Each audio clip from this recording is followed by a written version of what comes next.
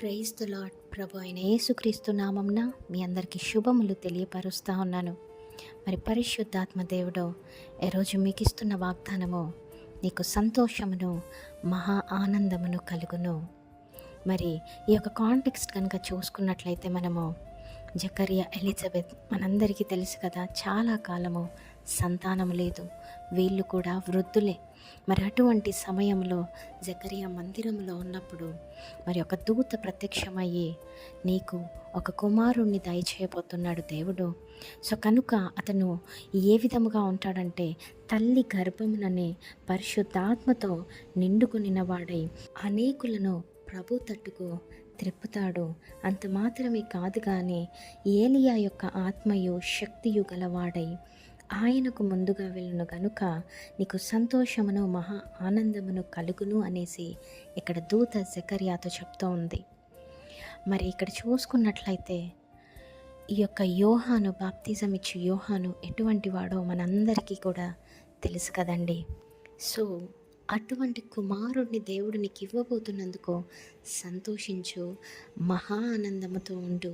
అంత మాత్రమే కాదు కానీ ఇతడు పుట్టినందుకు అనేకులు కూడా సంతోషపడతారు అనేసి ఆ యొక్క దూత జకర్యాకు చెప్పడం జరిగింది. మరి దీని నుండి మనము ఏం నేర్చుకోవాలి, లేదా మనము ఏ విధముగా ఈ యొక్క వాగ్దానంని క్లెయిమ్ చేసుకోవాలో, స్వతంత్రించుకోవాలో అంటే ఒక్కటే అండి, మనం చాలా మటుకు మన సంతోషము, మన ఆనందము లోకం వైపు చూస్తూ ఉంటాము, లోకంలో ఉన్నటువంటి మనుష్యుల వైపుకు చూస్తూ ఉంటాము.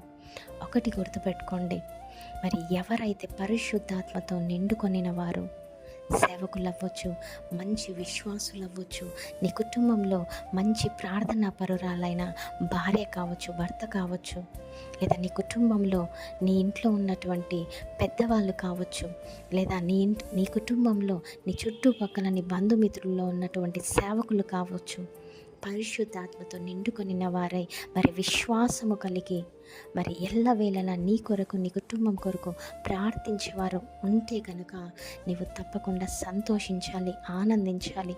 కొంతమంది ఉంటారు, భార్యలను ప్రార్థన చేస్తూ ఉంటే అస్తమానం ఏమిటి ఇది అనేసి అంటూ ఉంటారు. చాలా విన్నాము, చూసాము కూడా. అలా మనం ఉండకూడదు. నీ భార్య ప్రార్థన వల్ల, నీ ఇంట్లో వారి ప్రార్థన, విశ్వాసము, దేవుని పైన నమ్మకము ద్వారా నీ కుటుంబం ఈ రోజు వరకు సజీవ లెక్కల్లో ఉంది అనేసి మనం జ్ఞాపకం ఉంచుకోవాలి. అంత మాత్రమే కాదు కానీ మనము దేవుని బిడ్డలుగా మన సంతోషము, మన ఆనందం కేవలము దేవునిలో ఉన్నప్పుడు మాత్రమే మనకు చుట్టూ ఉన్న పరిస్థితులు ప్రతికూలంగా ఉన్నప్పటికీ సంతోషముతో, ఆనందంతో ముందుకు వెళ్ళేవారిగా ఉంటామనేసి ఈ యొక్క అర్థాన్ని మనము గ్రహించాలి. Amen. Praise the lord. Have a great day.